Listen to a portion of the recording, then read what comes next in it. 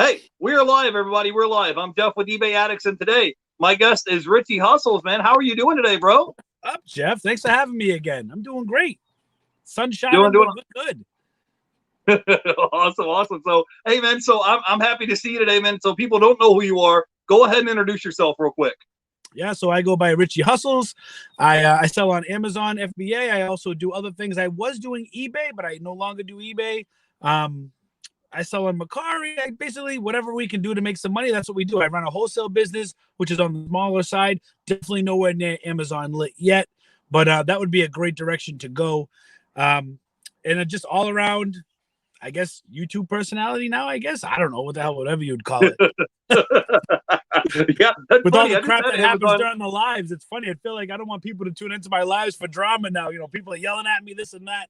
It's just what we go through on those lives, man, You never know what'll happen. That's Exactly. why people tune in. I never know what'll happen. But yeah, that's funny you said that. I had Amazon lit on a couple weeks ago, so yep. I don't know if you caught him or not. But I did. I caught that episode. I didn't catch it live, but I caught the replay. Yeah. I liked it a lot. I love that. Oh well, thanks, man. Yeah, and so anyways, man. So you're a YouTuber, Amazon reseller, and you're still working your full-time job as well, or how is that going?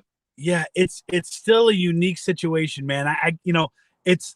I think I'm not going to be able to talk about it till after September, but I can't wait to share the story because it's been nuts. So yeah. I guess I still have that as income, but I don't use it as income, if that makes any sense. I can't really talk about it too much just because we got some, eyes and spies within the company that tell me don't say anything about where you work and blah, blah, blah. Right. Let's not talk about it then. So.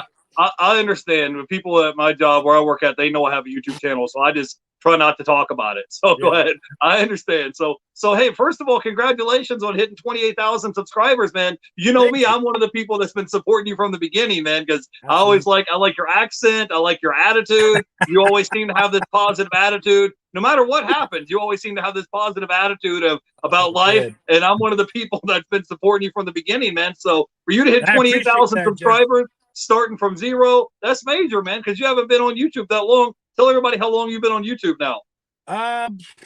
Maybe going on three years. Yeah, 2 years, 2 to 3 years, something like that. I think I signed up in 2018. I think. Yeah, well, time goes by quickly, but yeah, I mean, to hit 28,000 subscribers, that's big time, man. So congratulations, man. You give yourself a pat on the back. You've been hustling, man.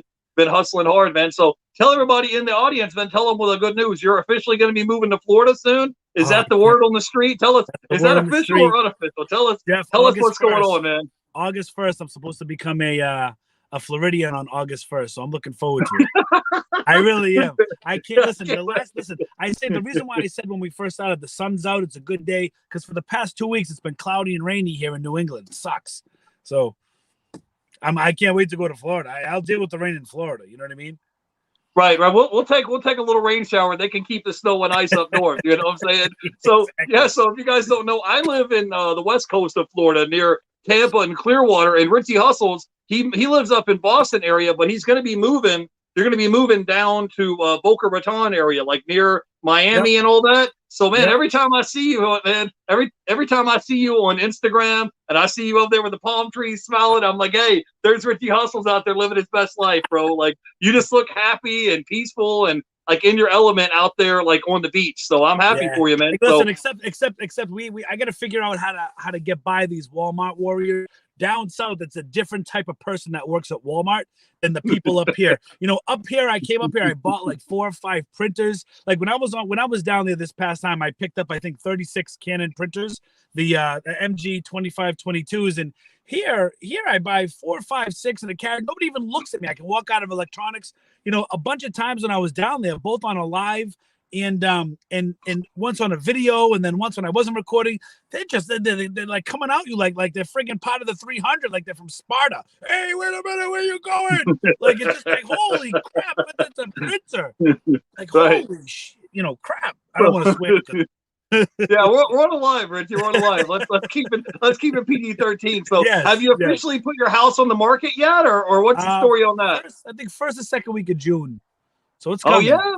That's awesome, man. That's awesome. So let me say hello to some people in the chat. We got a bunch of people in the chat hanging out with us today. We have the Lone Star Picker is here. He says Richie Hustles works his butt off. I wanted to say hey to Miss Taffy. She says, hey, I'm listening while at work. Wanted to say hey to the Middleman Picker. Says, what's up, everybody? What's up, Richie Hustles? I wanted to say hey to Jennifer Hayes. I wanted to say hey to Peter P is in the chat. And I wanted to say hey to the Flippin' Accountant is here. He says, what's up? Hustleaholics in the house. Uh-oh. What is up? Yeah. And I wanted to say hey to Jen's Closet Gems is here. The Flippin' Sports guy. The Middleman, I think I missed him. He says he lives in Lakeland. That's awesome. And I wanted to say hey to the Cap guy. He says, hey, Jeff and Richie, smash the like button. Thank you. And let's see. I don't think I missed anybody. I said the Middleman Picker and the Flippin' Accountant and the Sports guy. So if you guys have questions for our guests, drop it in the chat. So Richie Hustles, man, first thing I want to talk to you about is that we have a lot of people that watch our channels and they also have YouTube channels as well. So what advice would you give to somebody, Richie, if they're starting a YouTube channel or they're doing, because sometimes people start and stop and start and stop and they just get discouraged.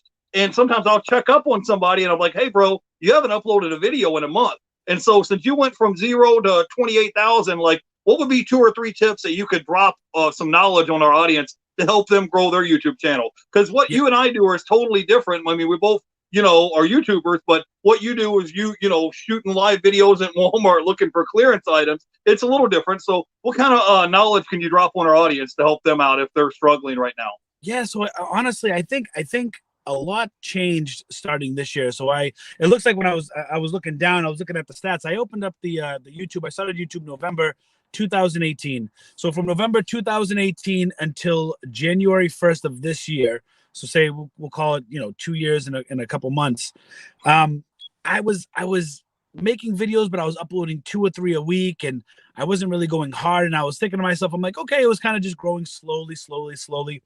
And then the turn of this year, I said, I'm working from home due to what's going on out in the world. I'm home. I should be putting more effort into YouTube. So I started watching more YouTube videos about, and I follow this guy called Nick Nimmin. I don't know if you guys ever he does a thing every Saturday called Nimmin Live. He lives in Thailand. This guy, he's from the States, but he lives in Thailand, and this guy is amazing. Like, he drops knowledge like crazy. And one of the things he said that stuck in my head was, you need to, how to be successful in 2021 on YouTube was one of the topics. And he said, you need to be obsessed, and not obsessed with like YouTube per se, but you need to be passionate, and you need to have that drive. And if you're going to make YouTube your income, then you need to really just put in the work, and whether that's 3, 4, or 5, but like be consistent. Don't just drop the ball and say, oh, I don't have time today to do a video, or oh this or oh that. So with that said in my head, the second weekend there's a gentleman that goes by RG Slot Wins. He's been supporting me for a very, very long time, lives down in Alabama, and he had said to me, why don't we try doing a live? And I made him a moderator of my live, and he's like, why don't we try doing this every week? And I was like, maybe that's cool. So I started doing lives every week, and I think the perception of lives to a lot of different resellers that I've talked to, they're like, oh, I don't want to do lives because lives doesn't generate growth on YouTube and this and that. Now, when they say that, I can't understand where they're getting that lives don't, and we're talking about live streams. When I say lives, I don't mean like human lives, I mean live streams. Live streams definitely generate growth, because when I started doing my Sunday night Hustleaholics live hustle, where I go into Walmart, and I was going to different stores, but now it's pretty much just Walmart on Sunday nights. I was noticing that 30 people would join the first one, and then when I went the next week, 50 people would join, and then for a little time we were doing about 1 to 150, and it was kept growing. And then people were still telling me, why are you wasting your time doing these lives? It doesn't affect your channel for growth. And I'm thinking to myself, I'm like, okay, I've gotten these people to look at my lives. If they subscribe during my live, then that's maybe one more subscriber I wouldn't have had. It's one more viewer that will maybe watch a video that I upload, right? But not only that, when you're done with the live, you can go back and edit them. You can monetize them. You can make it almost as if it was a video upload. So fast forward to today, we're averaging between 350 and 450 viewers on these Sunday nights, and it's become a part of my blueprint. Like Like I leave family events to do these things. Like I love doing these live. So it's like, I think you have to ingrain, like I upload Monday, Tuesday, Thursday, sometimes Friday. I do a live Friday, Saturday, and Sunday. It's a lot to some people, but it's definitely helped, propel me into the direction that I want to go with the YouTube. Yeah, for sure. Yeah, I've come by and stopped by your lives. I try to stop by and leave comments and show support whenever I get a chance. But yeah, for sure. And you were talking about, using keywords and hashtags, and you were talking about before the live stream that you also use this thing called TubeBuddy. So you want to talk about that real quick? Yeah, so TubeBuddy it's a simple program. It just helps you pick out what YouTube is looking for as far as keywords. It allows you to type in certain words in your title to give you the best SEO. I can't remember. I think SEO stands for, I don't know, but it stands for something that has to do with the YouTube algorithm. I don't know what the hell it is. All I know is it stands for something that has to do with the YouTube algorithm. It's like something like SEO. I don't know. You could Google it. That's why we have Google, right? So we don't have to be that smart. It's search engine optimization. Yeah, exactly. Richie, but we're good. Yeah, go ahead. Just keep rolling. Keep rolling. Keep doing your thing. Yeah. So anyway, what it does is it helps you out with that, and it helps people find your video through YouTube with keywords and search. So I paid $99 for the whole year. And it's been a game changer. It really helps. Yeah. It really is YouTube buddy. You know what I mean? Yeah, and it's been well worth it. So let me say hello. We got a bunch of people in the chat. They're all saying search engine optimization. Like I said, Jen's Closet says, on average, how long does it take you to edit a live after the fact? Because you put a lot of hours into your YouTube channel. So all my lives are not, they're unedited. I never, because then, the live, I'd have to like extract the video, put it on my computer, this and that. And I would never get the quality back. There's been a few times where I'd had to take the live down and re-upload a live.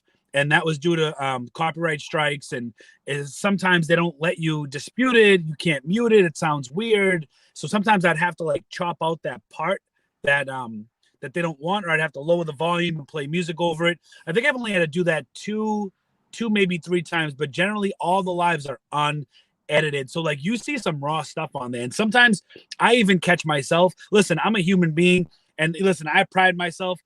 I'm a human being, and sometimes I can even catch myself being an a-hole, but it's just my makeup. When you're caught in a situation and you're if you feel like you're being talked to a certain way or treated a certain way, your natural human reaction is just be like, oh, hold up, and you get into it. But that's the beauty of a live. Like there's not one person on this earth can tell me that they're, Mother Teresa and, they're kind to everybody. Like, come on. Well, like, let's be real. I think that's why people like you, Richie, because you're real and authentic, and you have that like New York, Boston attitude. Like, hey, what are you talking to me like that for? I got a problem. I am who I am. You gotta have that. It is what it is. Right, it is what it is. All right. So I missed a few questions in the chat. I wanted to say hey to Jennifer Hayes, the flipping sports guy, the flipping accountant is here. Miss Taffy, Death Pile Destroyers is in the house. Saving with Vero is here.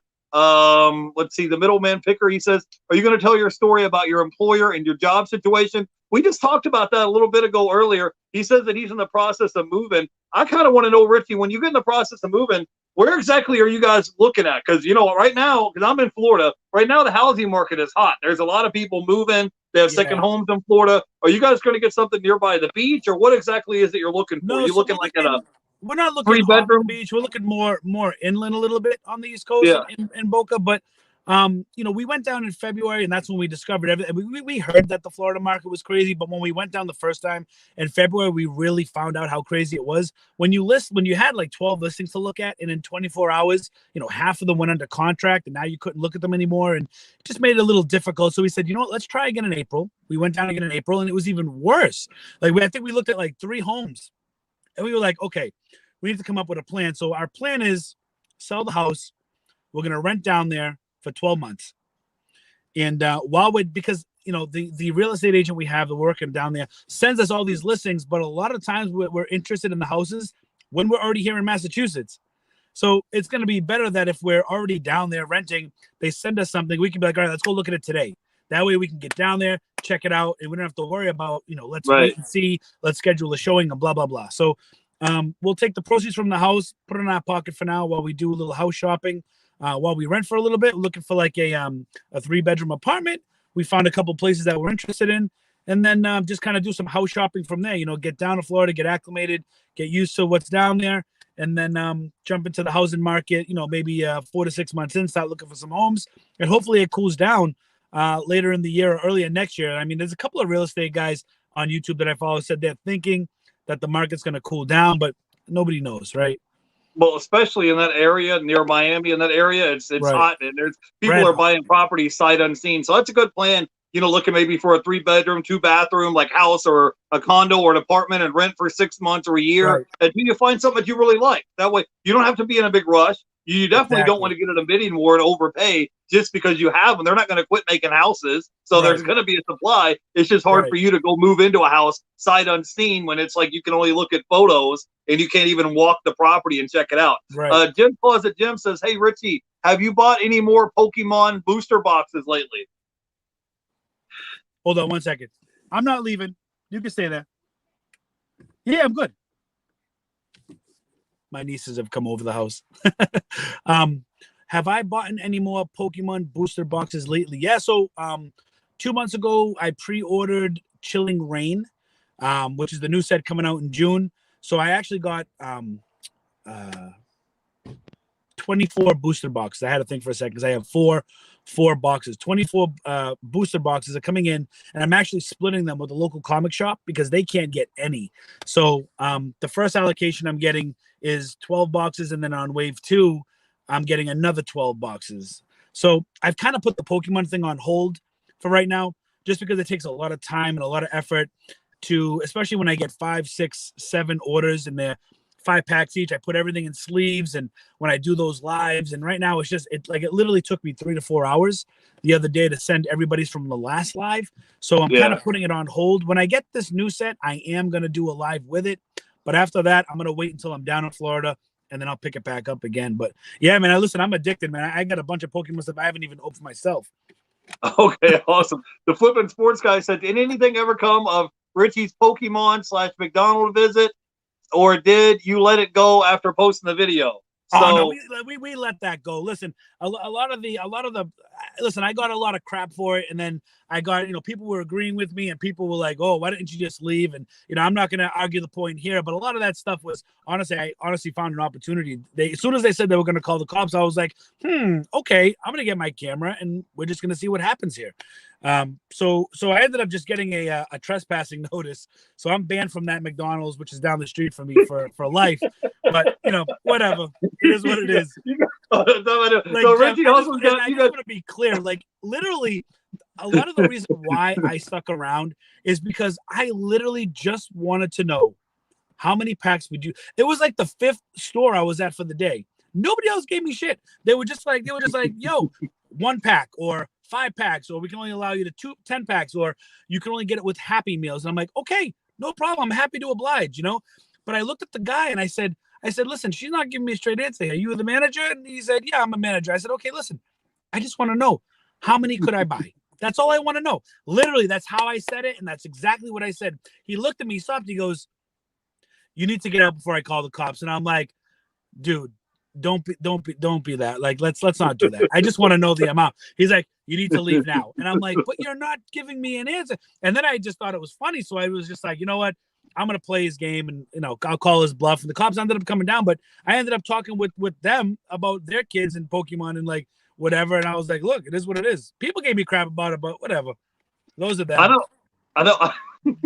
I think I saw your video on YouTube, and it was something like "Cops calling to the McDonald's" or something. Was like the title of the video, and I was like, "Here we go, buckle your seatbelts. Here we go. Here's some Richie Hustles drama." So, eBliss Reseller Solutions says rent for a year and then buy. It's a smart move when doing a big move like that. And the flipping accountant says, "Is it a shopping cart or a buggy?"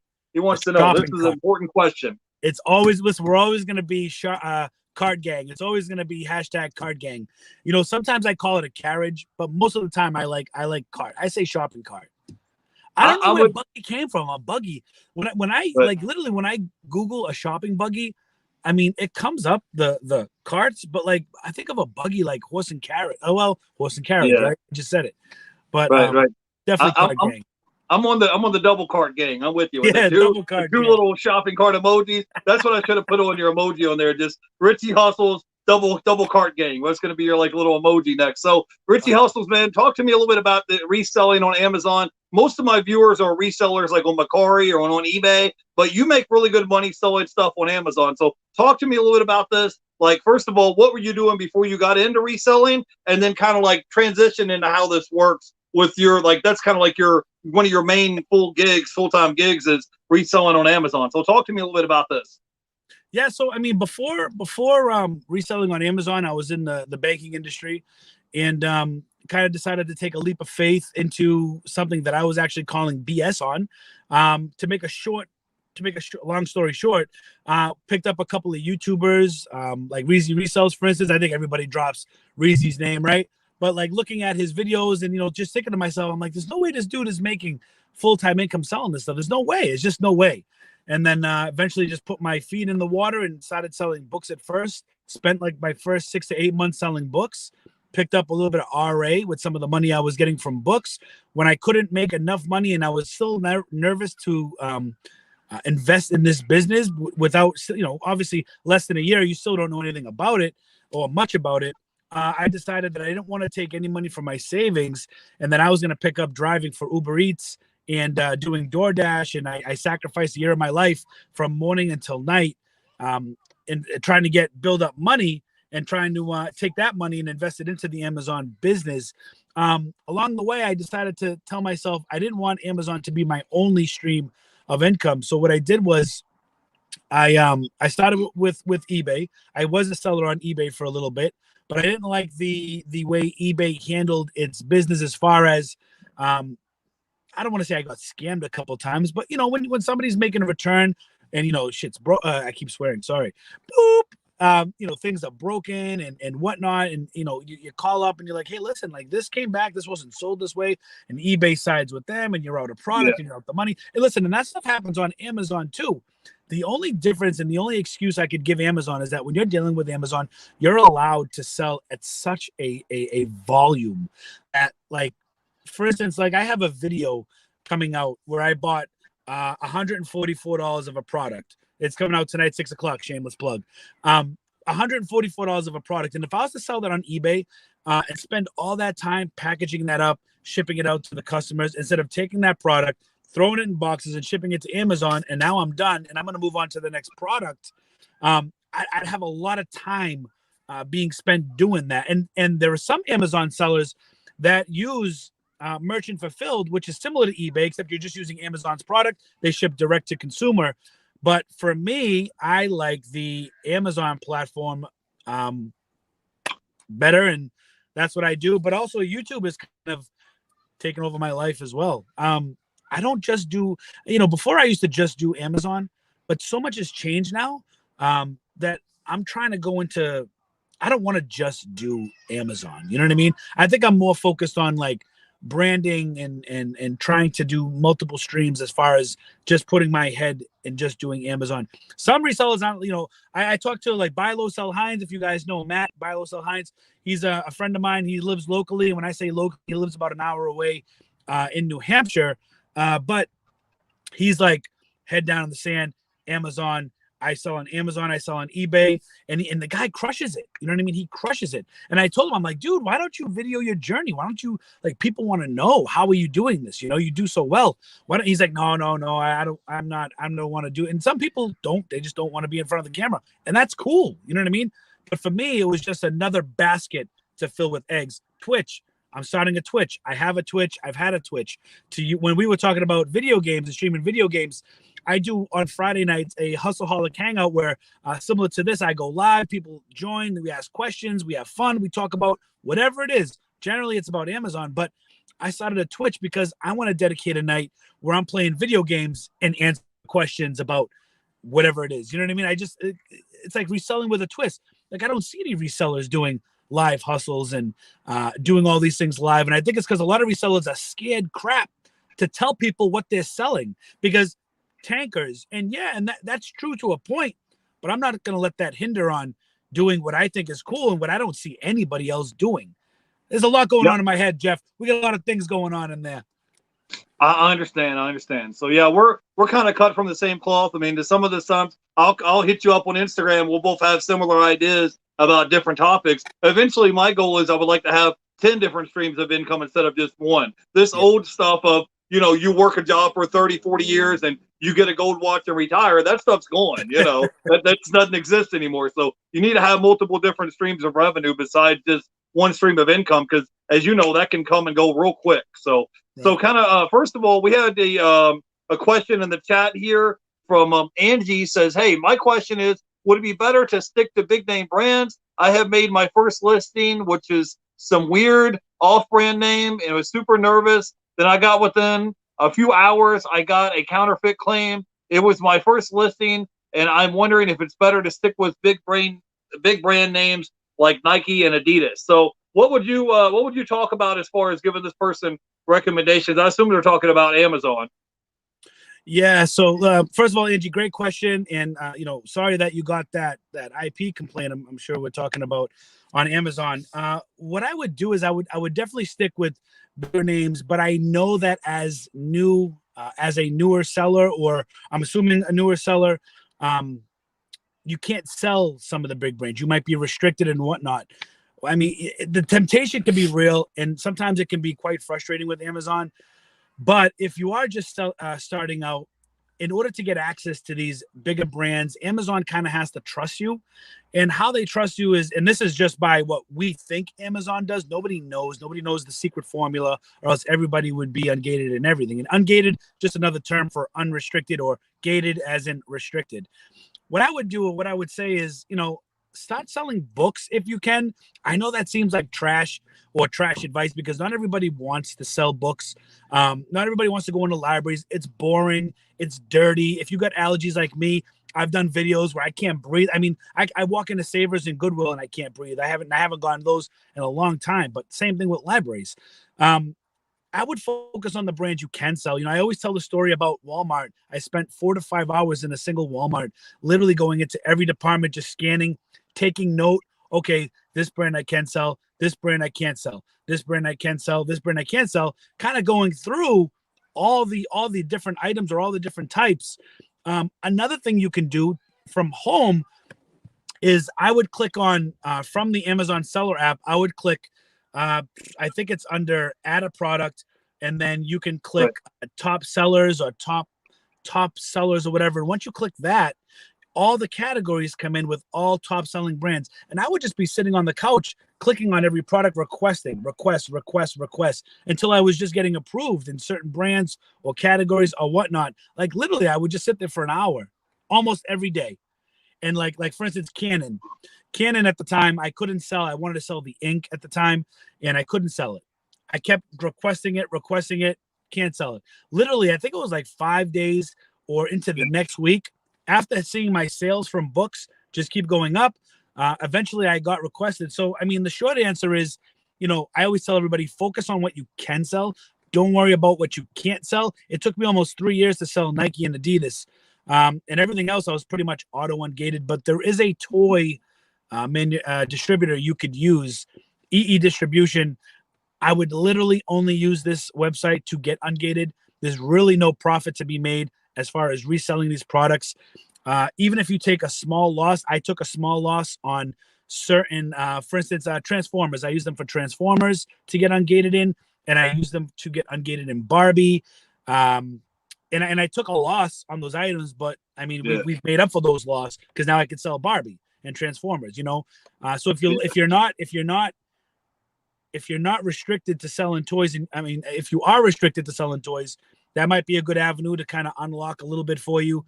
And as far as the IP complaint, when you get those, Amazon's looking for proof of purchase or proof of like authenticity, right? So unfortunately, if you got this item in Marshall's, TJ Maxx, or Home Goods, you're not going to be able to prove authenticity unless you literally took the receipt, took a picture with the store sticker on the product, because that's how you can match it. But if you bought something in Walmart or Target, you could submit the receipt. Usually they put the UPCs as the item number. You can kind of prove authentication that way. I haven't had to do that in a while. I did get 8 IP claims at Christmas time, and all those items were bought at Marshall's. honestly, I appealed it and I just kind of wrote a couple sentences because I didn't know what else to do. I didn't want to ignore it. The worst thing you could do is ignore it. It's the absolute worst thing you can do. I appealed it. I just stated, listen, I purchased this item from a place, and I would circle it on the receipt that I did have, and they denied it.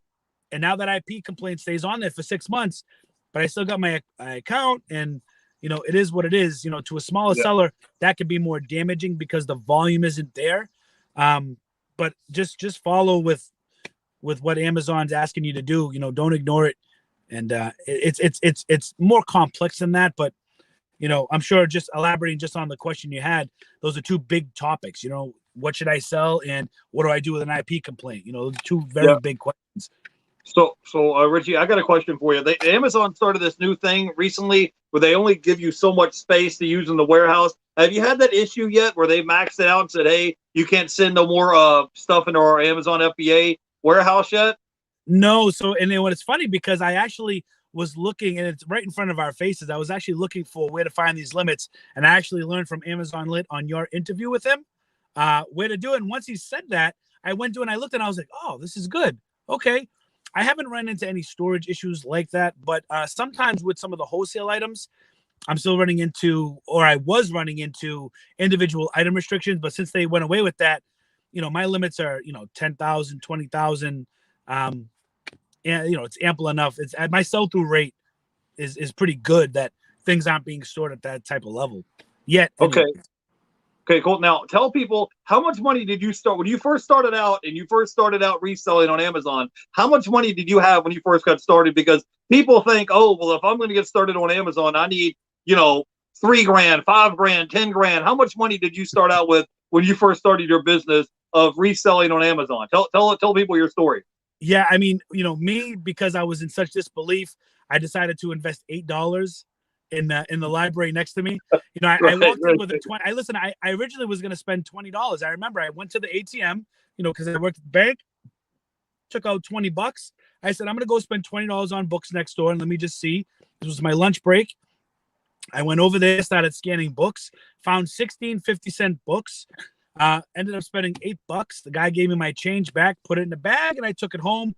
I listed it, and I made like 40 something or 50 something dollars with that money. Right. And I took that and I said, I was like, okay, took that money. Now, obviously, I'm taking a loss right now because Amazon's taking 99 cents, shipping there the first time, plus shipping there the second time, right? So taking a little bit of my personal money. Investing a little bit more, maybe I bought $50 with books from Savers or Goodwill, or kind of like ventured out, took that money, flipped it, made a little bit more money, took that money, flipped it, and I said, okay, this could be something. And then once I hit $1,000 of selling, and I would learn to go to these library sales on the weekend where they had like $5 bag sales, and I was filling my car or SUV with like 10 to 20 bags full of books that I got for like $35 or $50, and we were turning that into a few hundred just from doing that consistently every weekend. Right. Now, it takes a lot of books to make profit. It really does. It's really a volume game. Shout out to Roma the Roma. He's stuck with books long time, and he's still doing well with books. But books is a volume game, and I said to myself, I don't know if I can keep doing just books. I want to do RA. I'm a collectible collector myself, into comics and all this other stuff, cards and stuff. I said, I want to get into something more fun. So I moved into toys and then dipped into RA. I took $100 from the 1,000, dipped into RA little by little.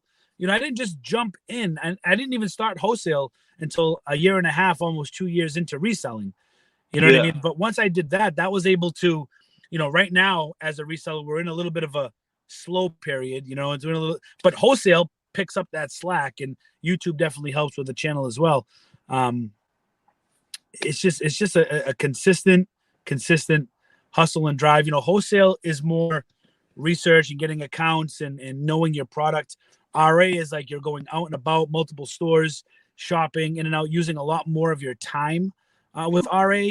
But RA is fun, man. Like nobody wants to watch a video or a live stream of me sitting at a computer, clicking some buttons, putting in a wholesale. Well, that's no fun. Right.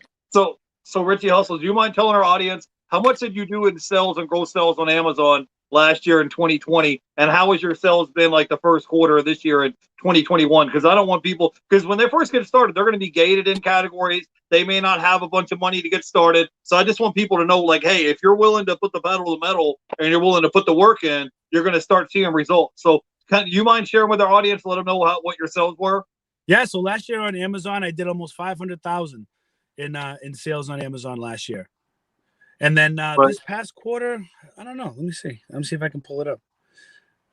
Well, yeah. Well, guys, if you do the math, 500,000 a year, that's his gross numbers. That's before you take out cost of goods and all that. But still, 500,000 divided by 52 weeks, that's $9,615 a week. That's almost 10 grand a week that he did in sales. So that's a lot, man. So if somebody doesn't have money, would you, like, when they're first getting started and they're trying to grow or start up their Amazon business, like, what would you tell them that they need to do? Or first of all, tell them why they need to sell on Amazon. Like, if they're reselling on eBay, they're like, hey, I'm good, I'm making money on Mercari or eBay. Why do I even need to start selling on Amazon? So talk to me a little bit about that first. Yeah, I mean, so there's a couple of reasons why, and this is my opinion. Other people might have different opinions, but my opinion is I think Amazon is a more of a convenient factor, right? Amazon has this reputation. You order something on Amazon, they say it's going to be delivered 95% of the time. It's going to be there when it says there, and it's there in 2 days. Or to some people that have Prime, it's there in 1 day. You know, Amazon has Prime, so it all comes down to convenience. And then on the other side, and that's on the consumer side, the consumers trust Amazon. They it's reliable. They get their stuff real quick. It's fast. It's easy. And that's on the consumer side. But on the seller side, it's such a volume game. I'll just say, you know, if I have 100 of product A, and I sell all that 100 on eBay, well, I have to take the time to pack each one of those individually, label them, and I have to ship them each. I have 100 packages now to ship to each customer, right?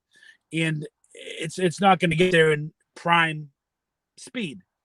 Amazon, I'll take those same 100 products, I'll divide those 100 products into, say, 5 boxes, and I'll ship them all to Amazon. Amazon takes care of the rest, puts it in the inventory, and then when consumers buy it, they buy it from Amazon's warehouse. So basically, FBA, what most of us do, it's basically you take your stuff, you say give it to Amazon, they store it in their warehouses for you. When a consumer buys it, Amazon will ship the product, you get the sale.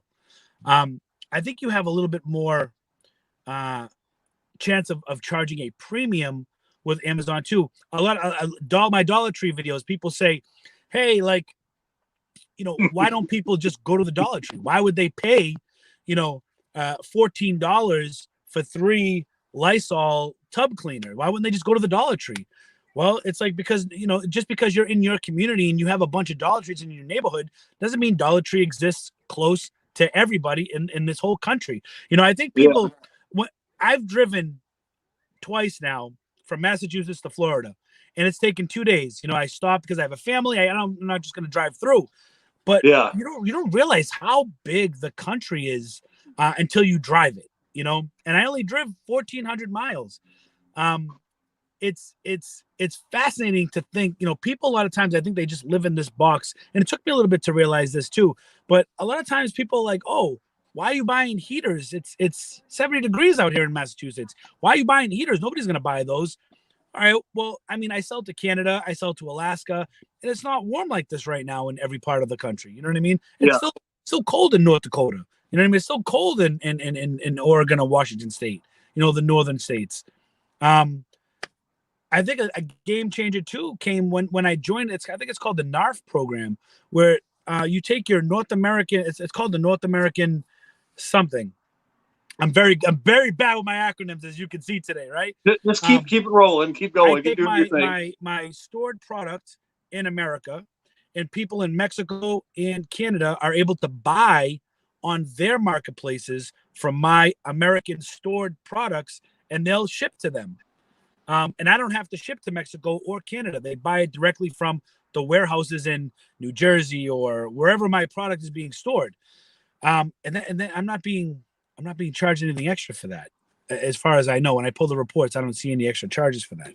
Yeah. I believe the consumer just pays a little bit extra for shipping if it's going to go through customs and whatnot. But, that's just a gain. You know what I mean? If you took an eBay product and now you had to ship it to Canada or Mexico, I'm not sure what you'd have to do for that. I haven't come across that, but I'm sure there must be something involved with international shipping, or I'm not sure if eBay has a similar program where you could ship to Mexico or Canada for a special rate or whatnot. But I just think there's a lot more benefit to Amazon than eBay. But I know there is a ton of eBay sellers that make full-time incomes, six-figure sellers, and even some seven. I've heard of even seven-figure sellers on eBay that are they just beast in it. But for me, Amazon's the name of the game. Yeah, it's funny. I was just at the Dollar Tree the other day. I think it was Sunday or Monday. I was at the Dollar Tree, and the thing is, like, yeah, it may be $1 at a Dollar Tree at your neighborhood, but there's a lot of retired people that stay at home. There's a lot of sick elderly people. There's a lot of stay-at-home moms where they don't want to take their 2 and 3 kids with them to the grocery store or whatever it is, and they want to be able to order it, have it delivered at their home. Yeah, and then there's people that literally live out in the country in the middle of nowhere, so they can order something and press a button on their phone, and it shows up at their house in 2 days versus getting it cheaper somewhere else. They're going to pay for that convenience. It's just like when you go to a vending machine and you buy, a candy bar. You know you can get that candy bar cheaper somewhere else, but you want one right then and there. Right there's this second, a snack machine right in front of you. So it's kind of the same logic. And I was going to say on Amazon, usually 9 times out of 10, the retail price is higher on Amazon, so you can maybe charge a higher price. And there's more users on the platform, so you're going to make more sales. But they may charge fees as well to do that, because they have pick and pack fees, they have storage fees. There's things that go along with that. So it's funny you said that because real quick, when I buy, so there's a 3-pack of a toilet bowl cleaner name brand, and you pay $3 for this, right? And you sell it online on Amazon for $14.95. And people are like, oh, how could you charge people $15 for this product? You're making all this money. And they're like, no, I'm not. Like that's where I think the ignorance has to kind of stop, because I paid $3 for a product, and this is going on real numbers. I only make $3, so $1 per toilet bowl cleaner. I spend $3, I make $3 profit, right? And people are like, well, where's the rest go to? And it's like, well, who do you think? Like, you don't think Amazon's taking a cut? Like, Amazon's taking the rest of that. But even besides that, like, oh, you're making $3 profit plus it. Is like, well, I should make $3 profit. I'm out there shopping, putting all the work in. I'm out there sending it, packing it up, prepping it, paying all the fees. I should make that $3. Like, what do you like? What? You know what I mean? I'm providing to somebody. Listen, if you live near a Dollar Tree, you know you're not going to spend that money on that. You're going to go to the Dollar Tree, and that product's not for you. You know what I mean? But that product's for that person that, like you said, elderly, just wants convenience, busy, full-time work, they have children, they don't have time to stop, or it's for people that don't have a Dollar Tree near them, because Dollar Tree isn't on every corner in the whole entire country. It doesn't exist like that. It's not how it works, for instance, when I live in Florida, I noticed on the East Coast, there's literally a Walmart every 10 minutes. Literally a Walmart, and they're super Walmarts. I've never seen so many Walmarts, Rosses so close together. Like, it's crazy. And then on the other side, Naples, which was another contender where we were thinking about living, I looked at Naples, and there's one Walmart about 30 minutes away, and there's like one Marshall's, and that's like it. Like, the only time you're going to get busy stuff is if you go up towards like Tampa. Once you go up further up there, you'll get more stores. But I was like, wow, people don't understand. Like, what if that Walmart doesn't have what you need, and that's the only Walmart within an hour from you? Right. I'm with you.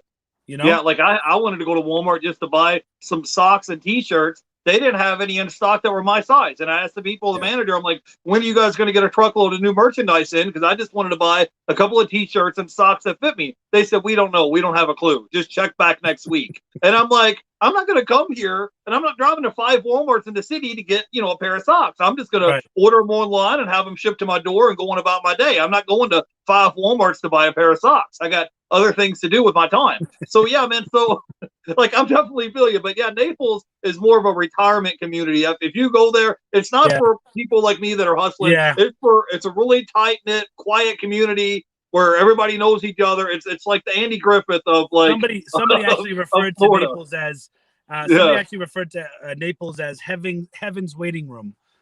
Yeah.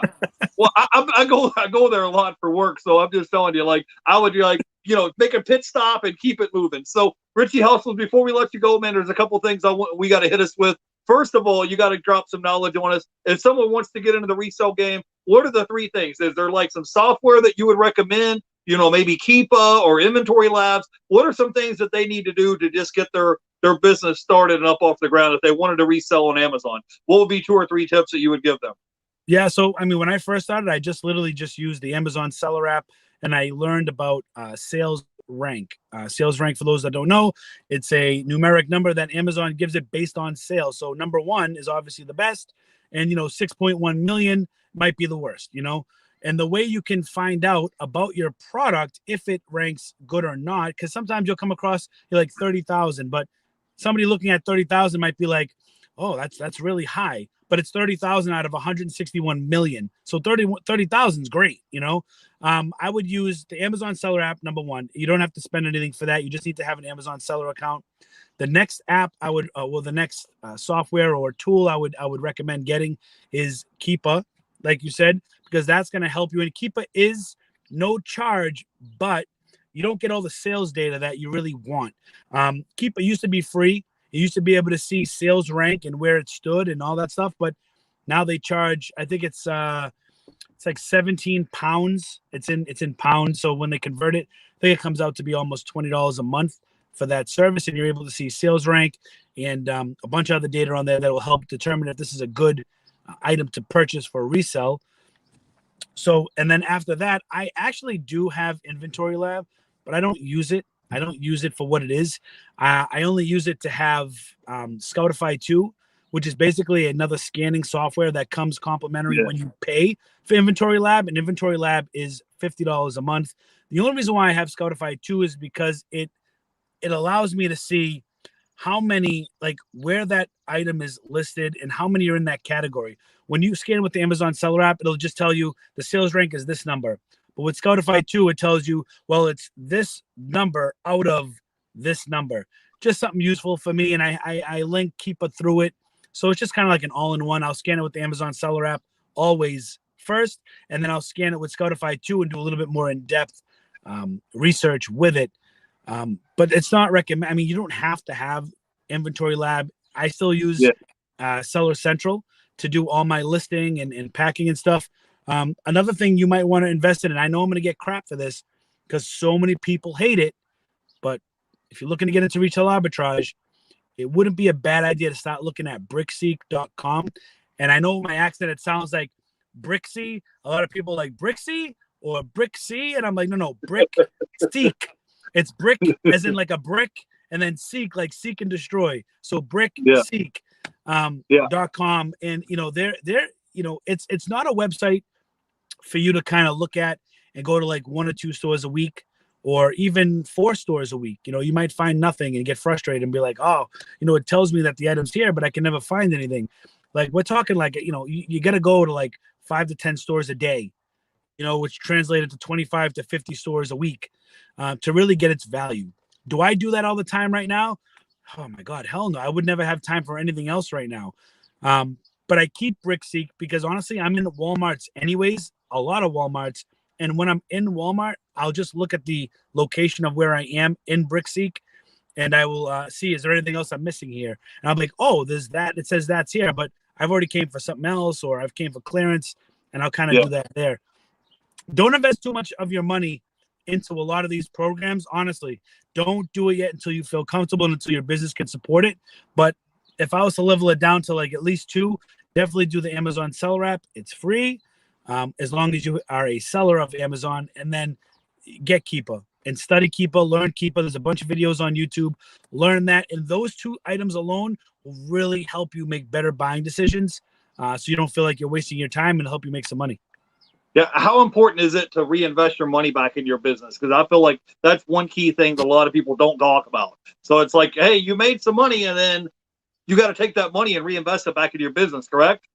Yeah. I mean, at first, it's very important to invest like 100% of this money into it, and that comes with sacrifice. It's very tempting to say, oh, I made 5,000, I'm gonna go buy the new PS5 or something for 500, and then I'm gonna go buy this and I'm gonna go buy that. Like, it's very easy to get caught up, and that happened to me. That happened to me, which is why I had to work even harder at DoorDash and Uber Eats, because I kept spending money. Maybe something happened, bills come up, maybe a medical bill, but if you can just not spend it, act like it doesn't exist, reinvest it into your business, you're going to see your business grow a lot faster that way. But also to piggyback on that, don't be afraid to take some money that you've earned and put it aside. Not spend it, but just keep it aside. So that way, if something does happen, if you're having slow business day, slow business week, slow business month, maybe you want to take, $3 or $4 grand from the money you've put aside from your business to go out and source more, right? To reinvest that into your business. So it's like you're kind of putting money on hold. That helped me a lot too in some downtimes.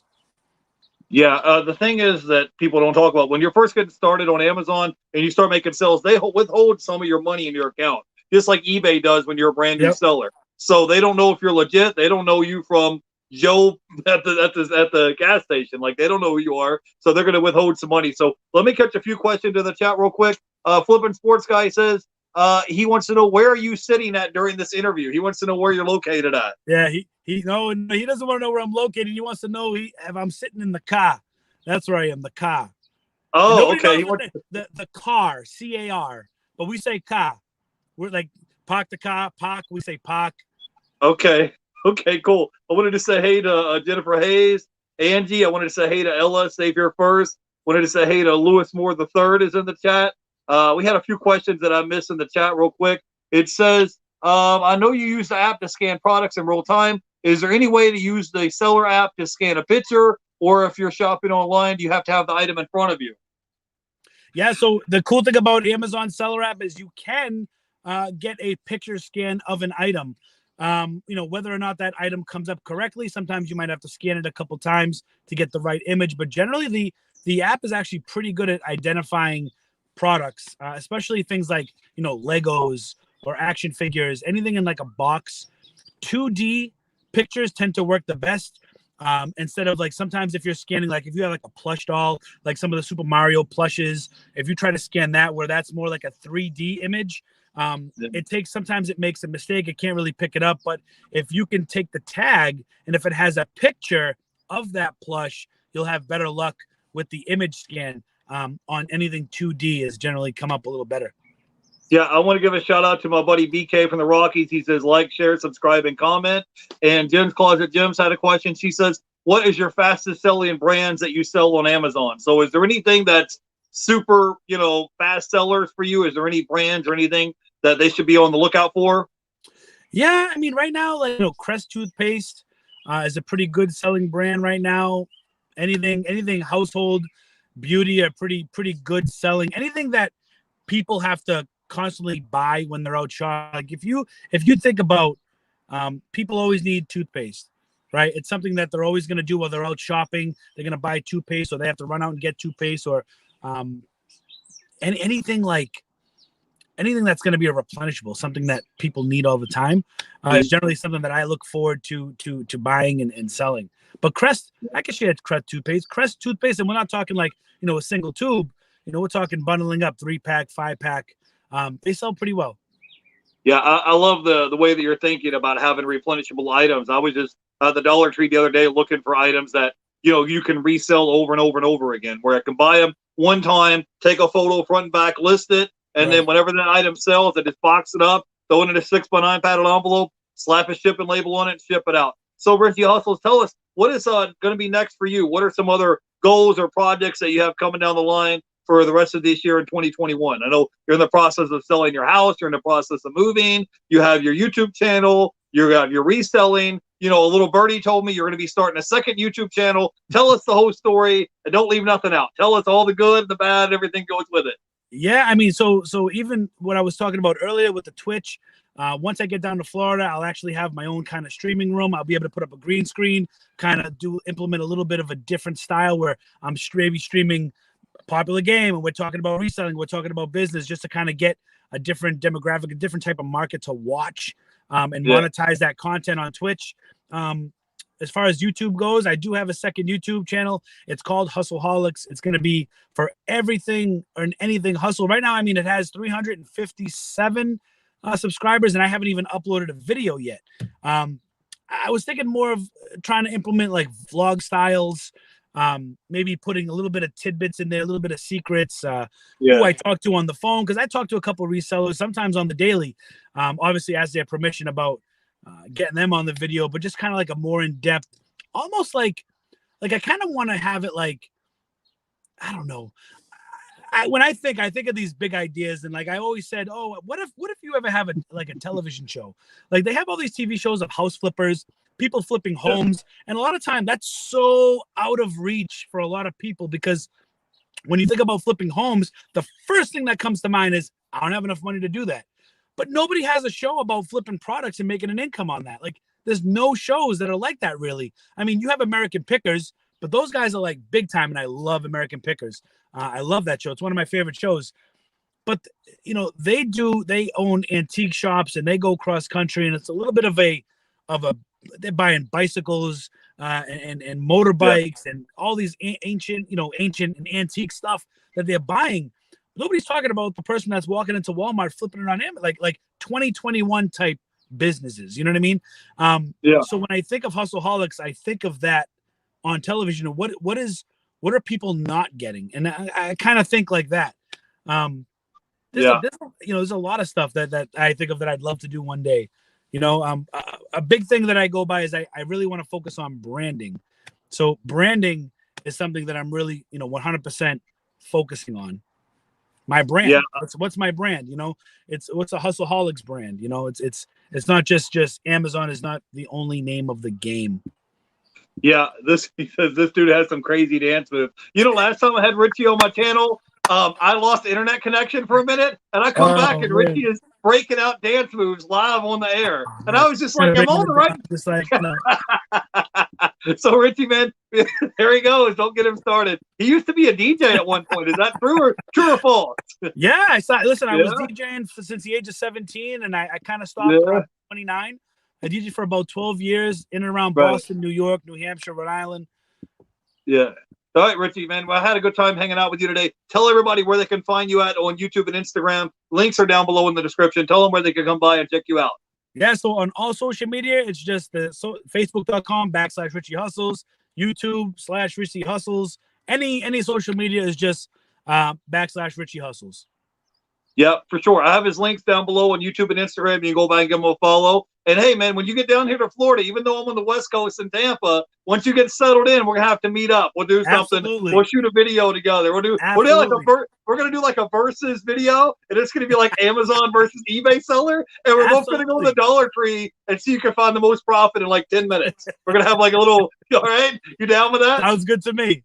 All right, bro. Well, hey, thanks for coming on and hanging out with me, man. Give everybody your final thoughts, and we'll let you go, buddy. Yeah, so Jeff, thanks for having me again on this is probably time number 3. I love hanging out with you guys and the audience and everything. So thank you. The final thoughts is, I feel like it's just the same message. It's really just be consistent, don't give up. I'll share something a little bit more personal with me that might help somebody else who might be feeling this way. But there's been times with Amazon where you almost feel depressed. You almost feel like, wow, I was doing so good. And then all of a sudden, like Amazon's taking long to do my products, and now I'm not having a good sales day and not a good week. You get into this like funk. I call it like this like reseller funk, where you feel like you start questioning yourself. You start saying like, is this the right thing for me? Should I be doing something else? What am I doing wrong? Why is this happening? Oh my God. Like you start almost panicking in your head, and it really can take a toll on you. I've stayed in the house for a week and didn't do anything because I was just I didn't know what the hell was going on. And this was in the earlier stages, but now I've learned to kind of channel those emotions and make sure you're watching positive content. Look at other resellers and what they're doing and let it help you. Don't look at it as, oh, I wish I could do that. Look at it as, man, they're doing that. I can't wait to get to that level. Like, I can't wait to be a $48 million reseller like Amazon later. I can't wait to find $13,000 in outdoor heaters like Reezy. Like, don't look at that as, oh, I wish, woe is me. Look at that and say, I can't wait till I can do that. Just stay positive. be consistent and don't put all your eggs in one basket. Yeah, I'm with you on all that. Yeah, I think sometimes people could just get burned out when they feel like they're hustling, they're scanning and listing items every day, and they're doing summer slowdown and they're not seeing instant results. Whereas like a regular job, you put in 40 hours, you're going to get 40 hours in your check. Well, reselling, I might list 40 items and the next day only sell 1 or 2. And you're just like, bro, I've been hustling, I've been listing items and I'm not seeing instant results. And just one more thought, I talked to Watch Me Amazon, Larry out in New York, and he said something to me that really hit me when I was asking him, questioning about, am I ready to quit my salary and go full time and all this other stuff? And he looked at me and he said, that's, what you're making right now is a great salary. It supports your family. You're doing well, but don't let X amount of number, don't let X amount keep you from making 500,000 one day. Don't let X amount keep you from making 800,000 one day. Yeah. When you have a salary, you're capped. Yeah, for sure. You get what you put in. Yeah, it's funny you said it. I actually just talked to Watch Me Amazon like 2 or 3 days ago. I just talked to him on Instagram. It's out of the clear blue. So yeah. So if next time you talk to him, tell him, say, hey, Jeff was asking about you. Tell him I said hi next time you talk to him. Anyways, guys, if you guys want to come hang out tomorrow, 4 o'clock, I have Cali reseller Louise on. He's a full-time eBay and Macari seller. So I'll see you guys tomorrow at 4 o'clock Eastern. I'll see you then. Thanks everybody in the chat for hanging out with me. And thanks for Richie Hustles coming on, hanging out with me, man. You hit 28,000. Next time I see you and talk to you, you'll be at 30,000. So I'll see you there, bro. Have a great day. Awesome. You too, Jeff. Right. Bye, everybody. Bye.